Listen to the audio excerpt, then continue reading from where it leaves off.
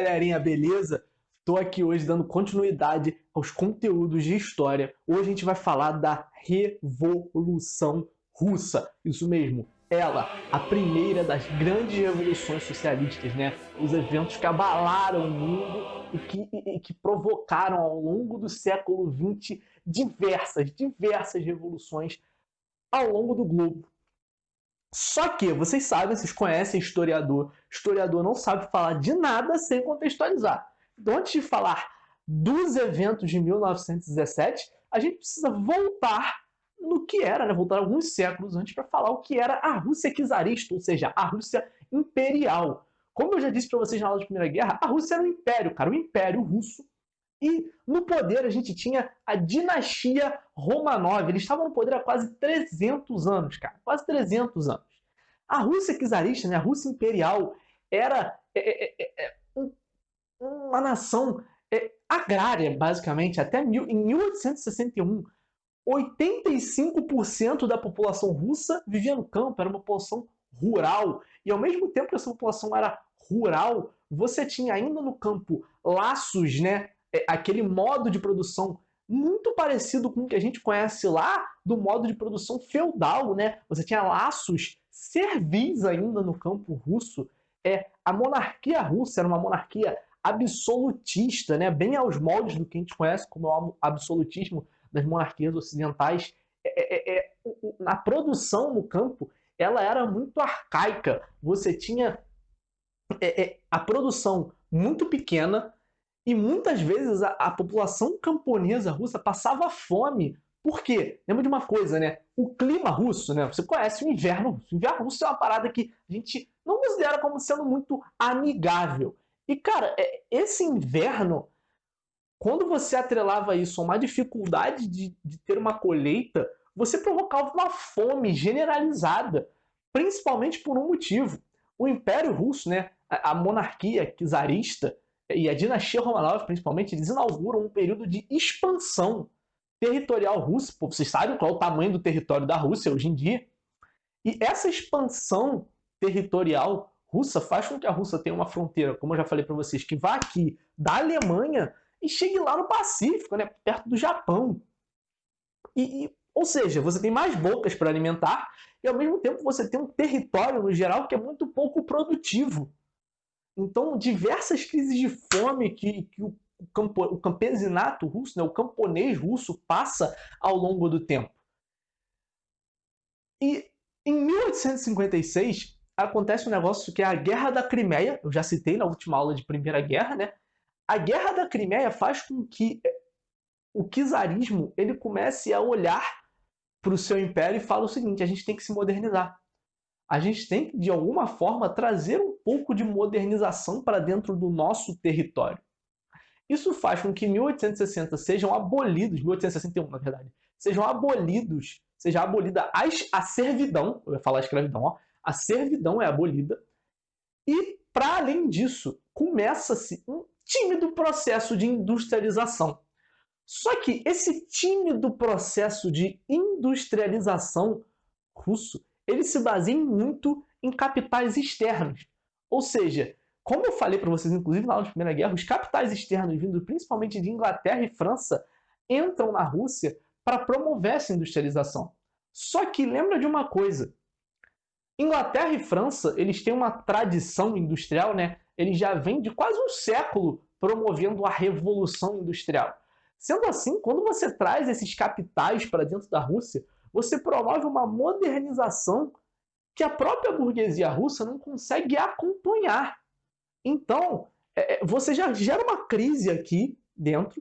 E, para além disso, no campo, cara, quando você extingue os laços de servidão, o cara que tinha uma pequena terra, né, uma pequena propriedade rural, entre muitas aspas, ele passa, em vez de pagar isso com trabalho, com alimentos, ele passa a ter que pagar isso com dinheiro. Sendo assim, aqueles caras que tinham mais terras, né, os grandes proprietários, entre muitas aspas, porque eles não eram grandes proprietários, como a gente conhece, por exemplo, os grandes proprietários aqui do Brasil, né, do Brasil colonial, ou do Brasil próprio imperial, eles não eram grandes proprietários muito parecidos com esse, mas os grandes proprietários russos, que a gente chama de kulaks, eles passam a fazer o quê? Eles passam a pegar as terras dos pequenos proprietários, porque esses pequenos proprietários não vão ter como pagar por essa terra, e acabam entregando essas terras a esses grandes proprietários. E muitas vezes o que acontece? Esse cara entrega a pequena propriedade para esse proprietário maior. Ele pode ou continuar trabalhando naquela terra ali, totalmente subordinado a esse grande proprietário, ou, como está tendo um processo de industrialização, esse cara vai para a cidade. Começa a ver o quê? O êxodo rural. E êxodo rural atrelado à industrialização, lembra lá da aula que eu falei para vocês sobre a primeira revolução industrial? Faz o quê? Faz com que haja um inchaço nas cidades. As cidades não estão preparadas para receber todo esse contingente populacional. Ou seja, nas cidades você vai ter ambientes totalmente insalubres, você vai ter poluição, falta de saneamento básico, pessoas vivendo aglomeradas, que aumenta em si a disseminação de doenças. Sendo assim, começa a se organizar, a partir desse processo de modernização também, começa a se organizar uma grande oposição intelectual ao czarismo, né? E essa oposição intelectual ao czarismo, ela vai vir do que a gente chama de inteligência russa, que esse sotaque foi escroto, né? Mas enfim, esse começa a se questionar o poder. E muitas vezes esse questionamento do czarismo, né, que é um questionamento do czarismo, ele se baseia no que está acontecendo na Europa Ocidental, mas tenta adaptar isso à realidade russa. Sendo assim, surgem os narodniks, que em tradução seriam mais ou menos populistas russos, que diziam o seguinte: temos que fazer uma revolução, e esses caras eles eram influenciados pelo marxismo, temos que fazer uma revolução, mas essa revolução ela tem que ser baseada nos campos. Óbvio, a maioria da nossa população é rural, então o camponês russo ele tem que ser de onde vai emanar essa revolução. Desse movimento surge nas cidades o Partido Operário Social Democrata Russo, que era um partido que de início se inspirava muito na social-democracia alemã, só que ele começa a sofrer um racha. E o que era esse racha que esse partido sofre? Em 1903, na segunda convenção do Partido Social Democrata Russo, que é realizada, nem realizada na Rússia, é realizada na Bélgica, duas propostas começam a se confrontar. A proposta de um certo Vladimir Lenin, que era uma proposta mais centralista, que visava formar militantes que seriam revolucionários profissionais, ou seja, ele tinha uma concepção muito de ordem, né? De trazer os militantes para dentro do partido, de ensinar eles os princípios da revolução, contra a proposta de um cara chamado Julius Martov, que era uma proposta muito baseada na social-democracia, que falava o seguinte, né? A gente quer formar um partido de massas e o nosso militante ele não tem que ter grandes obrigações com o nosso partido. Essas duas propostas elas se confrontam nesse segundo congresso, em 1903, e ganha, na verdade não ganha, eles são submetidos a uma votação. A proposta do Julius Martov de início ganha, mas alguns votantes dessa proposta se retiram, e nisso a proposta do Lenin, nessa proposta mais centralista, ele fica com mais votos, e aí o Lenin, na hora, se declara sou maioria. Quando ele se declara sou maioria, e maioria em russo, eu acho que, né, eu não sei se a tradução literal é essa, mas passa a história assim, a maioria são os bolcheviques, ao passo que as minorias são os mencheviques. Os bolcheviques, como eu disse, eles são adeptos, eles são o lado do partido mais revolucionário. Eles querem a revolução socialista acontecendo a partir do momento em que se tiraria os czares, né, o czarismo do poder. Já os mencheviques, eles acreditavam no seguinte, na social-democracia. Temos que passar por uma democracia burguesa para deixar o capitalismo se disseminar e a partir da crise, né, do capitalismo a gente implanta um governo social, socialista. Essas duas propostas elas vão dar a tônica do que vai ser o Partido Operário Social Democrata Russo ao longo do tempo até a Revolução, e elas vão se confrontar muitas vezes até chegar lá.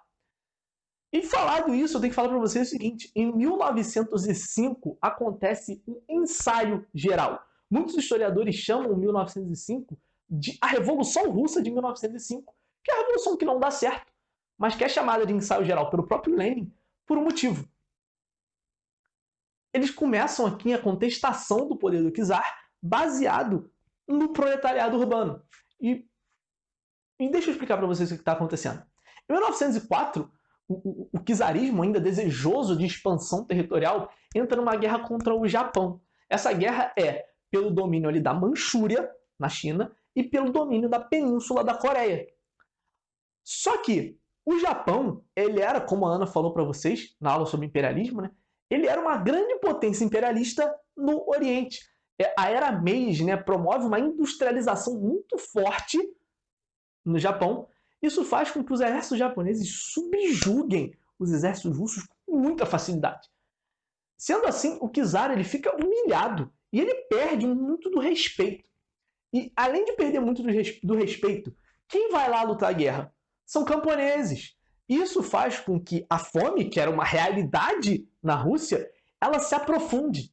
Isso faz com que surja uma contestação muito grande do poder do czar.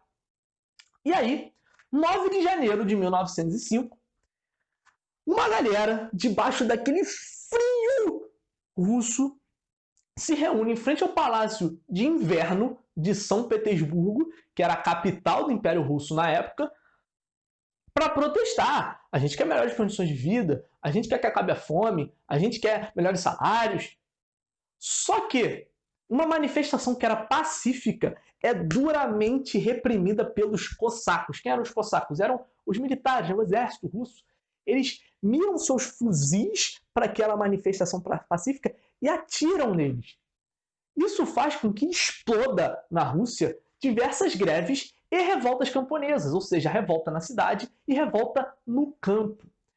Nas cidades, essas revoltas vão ser comandadas pelos soviéticos. O que eram os soviéticos? Os soviéticos eram conselhos operários, onde os operários se reuniam para deliberar, elegiam ali algumas das suas lideranças, né? E essas lideranças passariam o fruto dessas deliberações e muitas vezes organizavam greves e etc. Os soviéticos em si eles não eram sindicatos, não tinha organização política de um sindicato, mas eles eram as principais formas de organização dos trabalhadores operários russos naquela época.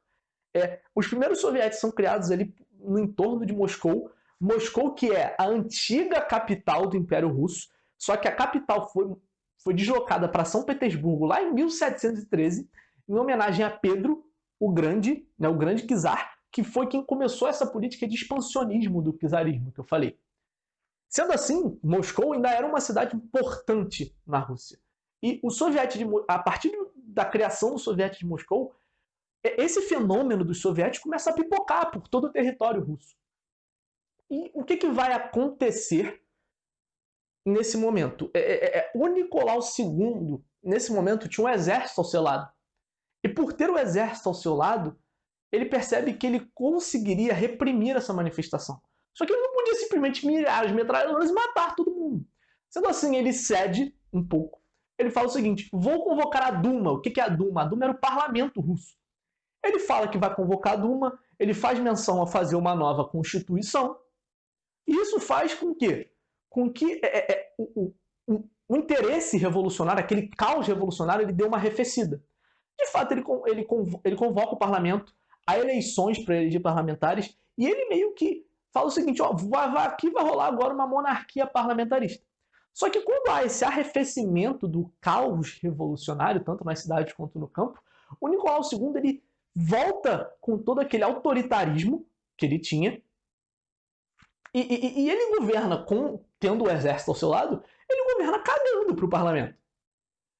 O que vai acontecer é que passa uma década, em 1914, vocês sabem, a Rússia entra na Primeira Guerra. E esse foi, cara, o principal erro do Nicolau. Por quê? Ele consegue arrefecer esse caos revolucionário, esse ímpeto revolucionário. Os soviéticos, né, que se organizam como um grande centro dessa revolução, eles perdem um pouco de força e as revoltas no campo elas se estacionam.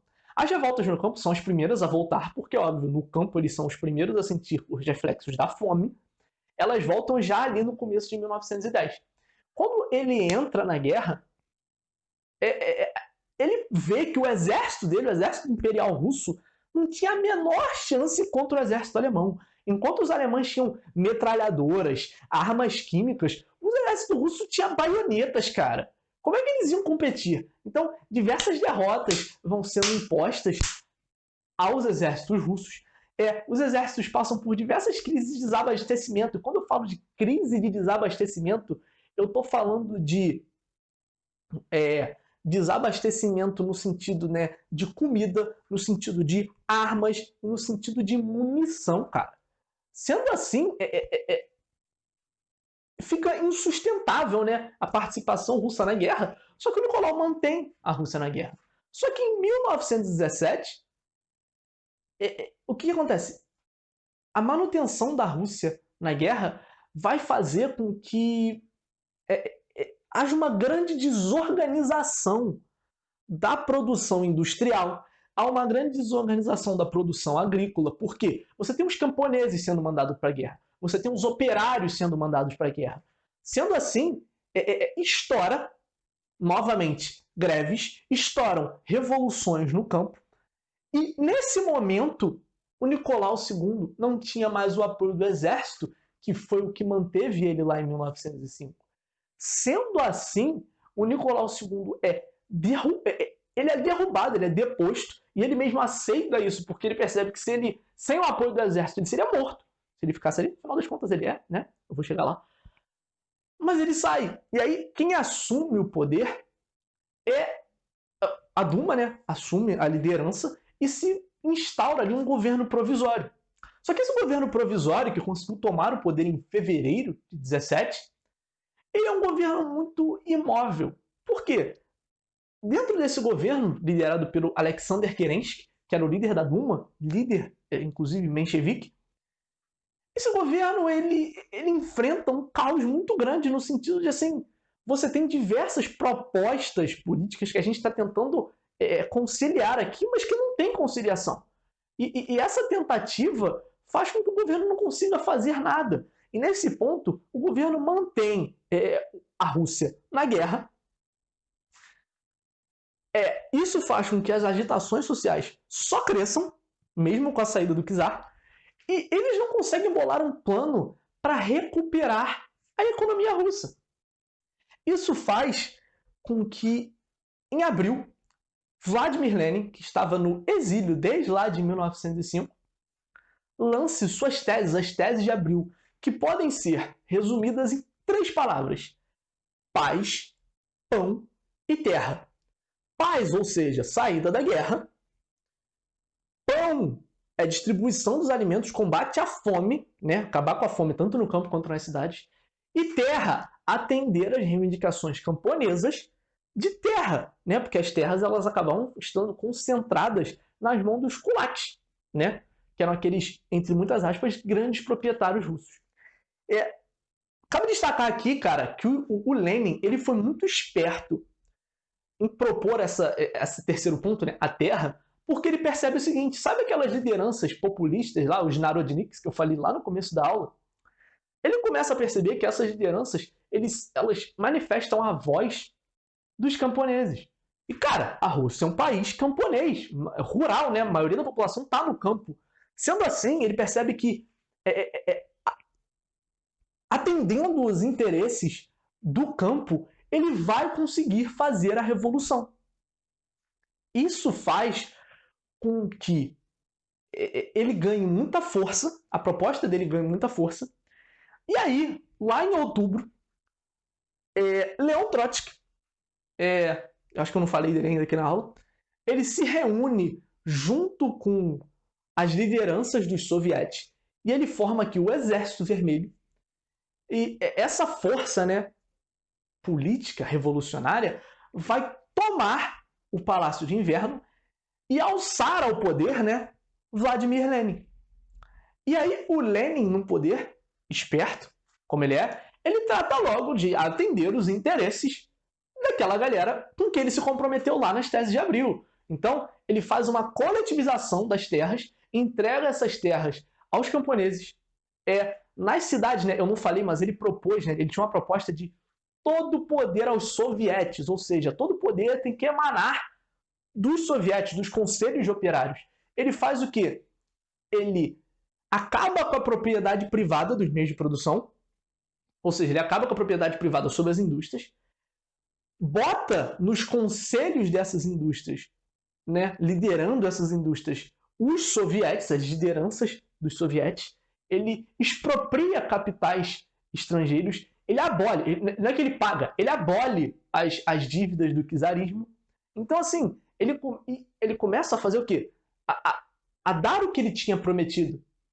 E, por fim, lá no fim de 1917, começo de 1918, ele costura o acordo de Brest-Litovsk com a Alemanha, não só com a Alemanha, mas com todos os países da Tríplice Aliança, no qual ele entrega uma penca de territórios, né? E aí eu posso falar de Finlândia, ali Polônia, Letônia, Lituânia, esses territórios são entregues à Alemanha, ao Império Austro-Húngaro e ao Império Turco-Otomano, como prerrogativa para a saída russa da guerra. Só que, quando os bolcheviques chegam ao poder, na figura de Lenin, essa meio que concessão para quem ele tinha prometido que ele concederia, ela ela tem um caráter inicial, mas logo ele começa a meio que se perder ali, se perder no personagem, vamos dizer assim. Então, o que começa a ser visto é um grande autoritarismo por parte do Lenin, por parte do Partido Bolchevique, e isso vai fazer com que as oposições, né, aquela galera que tinha sido tirada do poder ali em outubro de 17, né, uma parte dos mencheviques, mas não só eles, né, eu estou falando de oposições ainda, né, da nobreza que estava sendo colocada de lado aqui, os liberais russos, uma parte do exército ainda que era fiel, né, ao czarismo. Essa galera de oposição toda, ela se junta e forma um exército, o exército que a gente passa a história, né, como um exército branco. E esses caras vão fazer o seguinte, não, a gente tem que tomar o poder de volta. E aqui se inicia, né, um conflito, que é a Guerra Civil Russa. E aí, cara, a Guerra Civil Russa, ela é um reflexo principalmente do ascendente autoritarismo bolchevique, como eu falei. E, paulatinamente, né, os soviéticos começam a perder poder, os sindicatos começam a perder poder. No campo, né, a produção do campo começa a ser confiscada. Então, isso faz com que aquele poder incontestável que eles tinham em outubro comece a ser contestado. E aí, junte-se a isso tudo que eu falei, de todas as pessoas em elite que formavam o exército branco, estoura a Guerra Civil. A Guerra Civil é um conflito brutal, sangrento. O Exército Vermelho, na liderança do Leon Trotsky, consegue vencer a Guerra Civil, apesar de todos os pesares. Só que a Guerra Civil, cara, faz com que a produção agrícola e a produção industrial caiam muito. A produção industrial e a produção energética russa caem quase 80%. A produção agrícola cai 50%, cai pela metade. Isso faz com que a Rússia ela entre numa crise financeira muito grande. E aí eu vou fazer alguns adendos aqui dentro desse ponto da Guerra Civil. Número 1. Depois de suprimida a Guerra Civil, surge a revolta de Kronstadt. Kronstadt é uma cidade litorânea russa, tinha um forte, o Forte Kronstadt, e nesse forte surge uma revolta de marinheiros, né, militares, que falam o seguinte, cara, a revolução, que era uma revolução socialista, uma revolução popular, ela se debandou para o lado do autoritarismo, cara. E, sendo assim, a gente não pode aceitar isso. Então, os marinheiros de Kronstadt fazem um manifesto nos quais eles reivindicam muitas coisas, como um governo mais democrático, voto aberto e direto para eleger os sovietes, liberdade de expressão, investigação sobre o boato que se tinha de que tinham campos de concentração, né, campos de trabalho forçado russos, né, os gulags que realmente existiram. Só que essa revolta é suprimida e a partir da supressão dessa revolta, o Lenin consegue se estabelecer no poder. O outro adendo que eu tenho que fazer é, em 1919, portanto ainda no meio da Guerra Civil, que vai de 18 a 21, eu não tinha falado, desculpa, eles inauguram a Terceira Internacional Comunista, né? O Terceiro Congresso Internacional Comunista, que tinha... Qual era o interesse do Lenin em fazer isso? Eu quero internacionalizar a nossa revolução, ou seja, ele quer exportar essa revolução da Rússia para outros países, porque assim ele teria aliados e ele teria parceiros econômicos.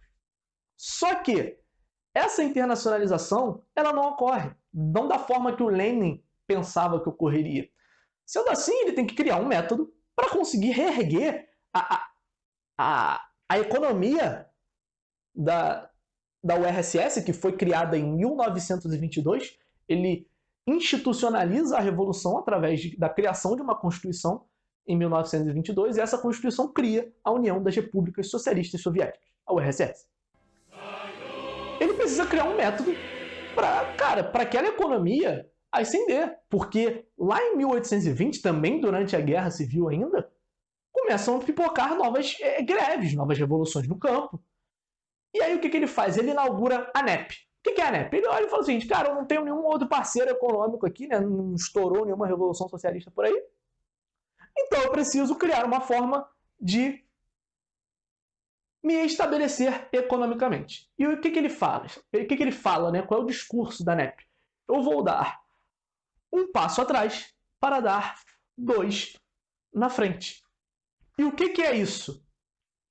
Ele fala o seguinte, eu vou voltar um pouco, vou permitir algumas prerrogativas capitalistas aqui dentro do território da União das Repúblicas Socialistas Soviéticas, e através dessa permissão a gente vai desenvolver uma economia e a partir daí a gente vê o que faz. Por que a partir daí a gente vê o que faz? Porque ele nem viu o que foi o fim da NEP, porque em 1824 o Lenin morre. Antes de falar de toda a disputa entre o Trotsky e o Stalin, eu vou falar o seguinte, a NEP no campo, ela foi bastante produtiva. Por quê? Ele permite, né, a NEP permite, como é que eu vou dizer? A NEP permite que no campo se estabeleçam relações capitalistas, ou seja, você pode empregar trabalhadores assalariados na sua produção, você pode vender, né, a sua produção, o seu excedente a preço de mercado. Isso faz com que a produção do campo, a produtividade do campo, alcance níveis nunca antes vistos, ali no final da década de 20, ali por volta de 26, 27, que não vão ser vistos de novo nem nas décadas posteriores, 30, 40, 50. Só que ele abre a economia também a investimentos privados, a investimentos estrangeiros. Só que esses investimentos na industrialização russa não chegam, né, na soviética, desculpa, não chegam, porque os países, né, de fora começam a promover uma política isolacionista para a União Soviética. O que é essa política isolacionista? Os países, né, estou falando de França, Inglaterra, Estados Unidos, eles lutaram a Primeira Guerra Mundial, então eles não tinham condições de apoiar, né, os exércitos brancos, porque imagina, cara, tu enviar tuas tropas que acabaram de sair de uma guerra para lutar uma outra guerra que nem é do interesse daqueles caras. E, segundo, você ainda tem todo o problema que você teria em enviar suas tropas desses caras voltarem com a ideologia vermelha. A política que eles fazem com a União Soviética a partir de então é a política do isolacionismo, né? Eles isolam a União Soviética e o socialismo é tratado como patologia. Isso fica bem claro quando eu falo que a fronteira ali da Rússia, da União Soviética com os países ocidentais fica conhecida como um cordão sanitário, sabe? E o que vai acontecer? Ninguém quer investir ali, né, na Rússia, ninguém quer investir na industrialização da União Soviética, eu sempre esqueço de falar Rússia, União Soviética, enfim. E aí o Lenin morre. Em 1824, o Lenin estava passando por vários problemas, né, de saúde, tem um derrame cerebral e morre. E aí como é que fica? No auge da NEP o Lenin morreu. Como é que fica a Revolução? Como é que fica a União Soviética? As duas grandes lideranças do partido que ascendem aqui, a partir da morte de Lenin, são Joseph Stalin e Leon Trotsky. O Trotsky, vocês sabem, né, Ele era intelectual, liderança política, líder do Exército Vermelho, sendo assim, ele era muito popular entre o proletariado urbano. Já Joseph Stalin, ele era um cara que ele ascendeu dentro do partido, desde lá de baixo da militância até um alto cargo de burocracia no partido. Ele era um cara que ele tinha um diálogo muito bom entre o alto comissariado do partido e os militantes do proletariado. Sendo assim, ele era bem visto dentro do partido, ele tinha mais penetração dentro do partido. Para além disso, tem dois fatores que contribuem muito, além dele ter mais influência dentro do partido, tem dois fatores que contribuem muito para ele ascender ao poder. Vocês sabem que o Stalin governa a Rússia, a União Soviética. Que são o seguinte: pela popularidade do Trotsky, o alto comissariado do partido tinha medo de que ele fosse governar só de acordo com as suas concepções e fosse deixar o partido de lado. Tiro no pé, porque o Stalin faz exatamente isso. E para além disso, o Stalin ele foi um cara que ele sempre foi bolchevique. Ele sempre respeitou, ele sempre foi junto com o Lenin. Já o Trotsky, cara, o Trotsky, ele por muitas vezes discordou do Lenin, por muitas vezes ele flutuou entre mencheviques e bolcheviques. Sendo assim, em 1927, o Trotsky é expulso do partido. Em 1929, Joseph Stalin ascende à liderança do partido. Quando Joseph Stalin ascende à liderança do partido, ele fala o seguinte: esquece esse negócio de NEP, esquece esse negócio de nova política econômica, esquece esse negócio de passo atrás para passo na frente, esquece, acabou, acabou. Somos um país socialista, vamos viver com isso. E ele inaugura o quê? Os planos quinquenais. Os planos quinquenais, como o próprio nome sugere, eles eram planos de metas para cada 5 anos. Os planos quinquenais no campo significaram o seguinte: acaba esse negócio aí de pequena propriedade privada, trabalho assalariado, acaba. Coletivização das terras, e as pessoas que quiserem trabalhar aí no campo vão trabalhar aí nas nossas terras coletivas que pertencem todas ao Estado. As terras que não pertenciam aos Estados pertenciam a cooperativas que faziam parte do Estado. Só que essa coletivização das terras vai derrubar a produtividade agrícola russa. Por quê? Você tinha toda aquela produção que era mais voltada para o mercado, que fazia com que a produção fosse maior, e agora você coletiviza as terras. Quando você tem a coletivização das terras, você tem, primeiro, revolta dos kulaks, porque esse processo de coletivização das terras é chamado da desculaquização, né? A abolição desses grandes proprietários, que eu falei que não eram necessariamente grandes proprietários, mas passaram a ser o principal alvo do Stalin nesse momento. E essa desculaquização, cara, vai fazer com que hajam diversas revoltas de kulaks, tá? Eles tentam resistir a isso. Só que o Stalin, com a máquina do Estado soviético na sua mão, reprime essas revoltas. Só para você ter ideia de como esse processo foi brutal e sangrento, cerca de 4 milhões de pessoas são mandadas para os campos de concentração soviéticos, né, os gulags, os campos de trabalho forçado. E o que acontece? Esse processo acarreta na grande fome. Que é o seguinte: a produção do campo russo ela cai muito. E principalmente por um motivo: eles estabeleciam metas de produção.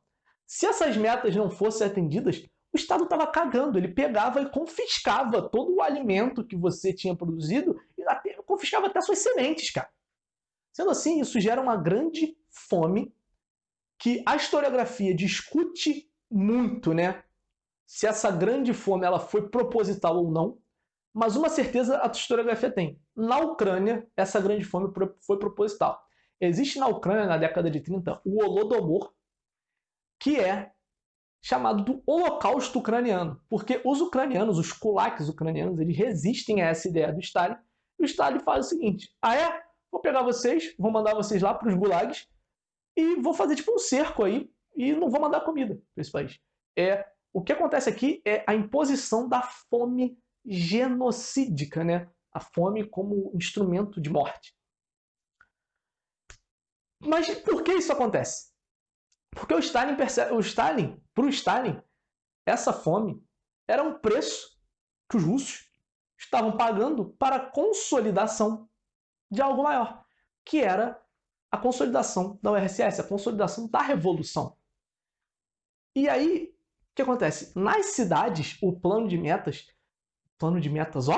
os planos quinquenais, que na verdade eram planos que estabeleciam metas, eles são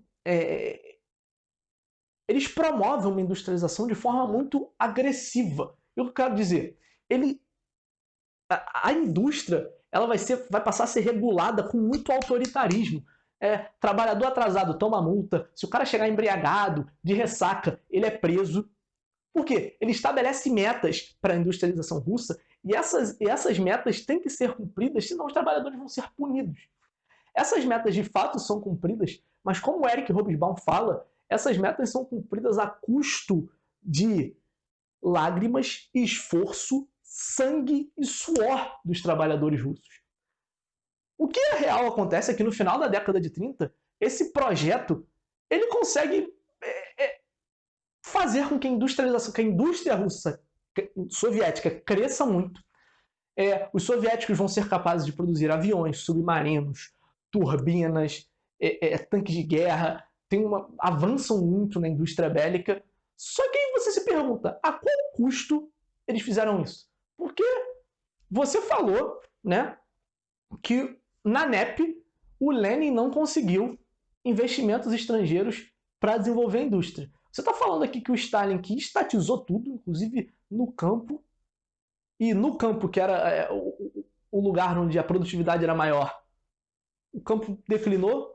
De onde é que está vindo todo o dinheiro e financiamento para esse projeto de industrialização que o Stalin está fazendo? Simples. A grande fome ela é decorrente desse foco na industrialização. Por quê? A Rússia vendia trigo, a Rússia produzia muito trigo e vendia esse trigo para as nações ocidentais. O dinheiro que ela conseguia com a venda desse trigo, ela fazia o quê? Ela comprava maquinário, investia em tecnologia. Comprava esse maquinário de quem? De Estados Unidos e de Inglaterra. Então, a industrialização russa ela é feita nas costas da fome do seu povo. Porque enquanto seu povo está passando fome, você está vendendo trigo para conseguir comprar máquina e fazer a industrialização.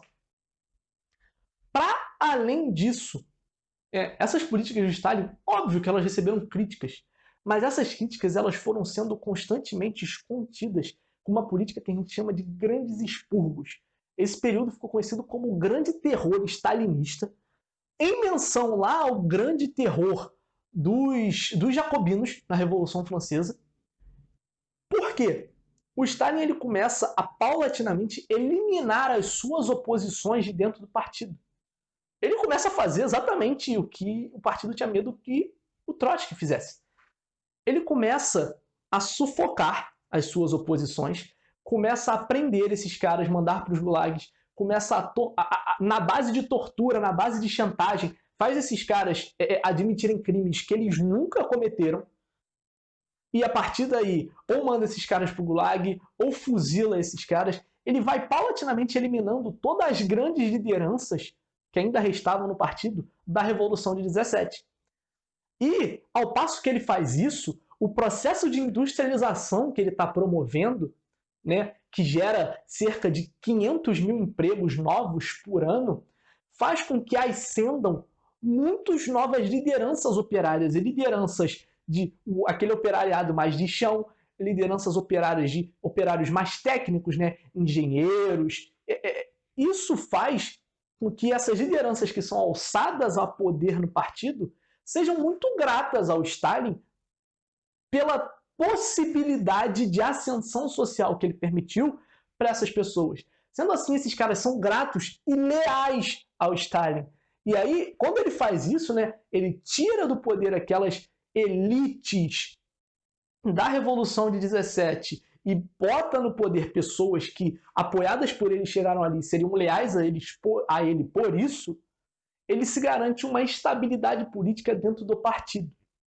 E para além disso, para além de todo o autoritarismo, né, que eu acabei de falar, não dá para entender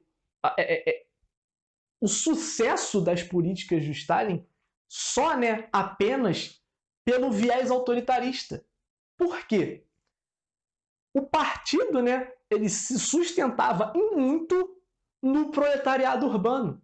E o proletariado urbano, ele prospera muito com essa política industrialista do Stalin. O proletariado urbano, ele cresce, muitas pessoas ascendem socialmente com essa política de industrialização, como eu falei, cerca de 500 mil empregos novos por ano. O número de estudantes nas cidades russas triplica, o número de médicos salta de 20 para 100 mil. Nas bibliotecas russas, você tinha 600 livros a cada 10 mil habitantes. No período pós-stalinista, você vai ter 8 mil livros a cada 10 mil habitantes. Então, assim, o avanço social russo ele é muito grande. Os índices de desenvolvimento russo aumentam. A população ela passa a viver com mais dignidade, ela passa a ter mais condições básicas de vida. A população tem acesso à educação, a população tem acesso à saúde. Óbvio. E isso em cima, não pode se esquecer disso nunca. Isso em cima da fome de uma grande parcela da população. Muita gente, milhões de pessoas morreram de fome para financiar esse processo. Mas isso era algo que, aos olhos do Stalin, era aceitável. Para manter a revolução e para ajudar, né, o proletariado russo. E aí, a partir disso, a partir dessa aceitação social e dessa aceitação dentro do partido que ele passa a ter, começa a haver uma propaganda enorme em cima da figura do Stalin como o consolidador do socialismo, o melhor amigo do trabalhador, o melhor amigo das crianças, a locomotiva da história. A propaganda em cima do Stalin ela é muito grande. E isso faz com que ele goze de alguma estabilidade política durante muito tempo. E a vitória na Segunda Guerra, que a Ana vai falar para vocês, também dá essa estabilidade para ele. Sendo assim, a estabilização do Stalin e a estabilização do próprio governo soviético, ele se dá em cima de 3 fatores, né? De 3 fatores somados. O primeiro, que é o terror de Estado, né? Eliminar as oposições. A prosperidade econômica que ele vai ter, né? A forte industrialização que ele consegue, e a partir disso, a elevação dos níveis sociais da população, que faz com que ele goze dessa estabilidade que vai permitir ele avançar e ficar muito tempo no governo. Se eu não me engano, o Stalin morre em 63 ou 53, eu não sei exatamente qual ano, mas ele fica mais de 20 anos no poder e estabiliza a União Soviética e bota a União Soviética como grande potência ao longo do século XX. Falei a beça, eu só esqueci de falar uma coisinha, que é o seguinte: o Stalin e o Trotsky, eles passaram a história como se eles tivessem uma discordância que era o seguinte: o Stalin queria a revolução em um só país e o Trotsky queria a revolução contínua, ou seja, espalhar a revolução pelo mundo. Uma coisa não exclui a outra, tá? Os dois, eles queriam isso, o que mudava era a prioridade. O Stalin, ele falava, primeiro temos que consolidar a revolução aqui, para depois expandi-la, e o Trotsky queria a continuação dessa revolução para o resto do mundo, para conseguir angariar mais apoio. Enfim, tá longo pra cacete, vou fazer um resuminho aqui rápido. Vejam como a própria política czarista russa e as próprias políticas de modernização até do czarismo fazem com que surja um proletariado urbano e surjam intelectuais que vão contestar o poder do império, né? A partir disso, como essas organizações se organizam de forma a fazer uma revolução lá em 17, e a partir da revolução de 17, toda a luta de poder que se dá e de interesses, óbvio, para manter esse governo. Tá bom? A aula ficou longa, mas é um tema importante, é um tema que vai dialogar muito com o resto dos temas que a gente vai tratar aqui para o século XX. Então espero que vocês tenham gostado. Até a próxima, galerinha!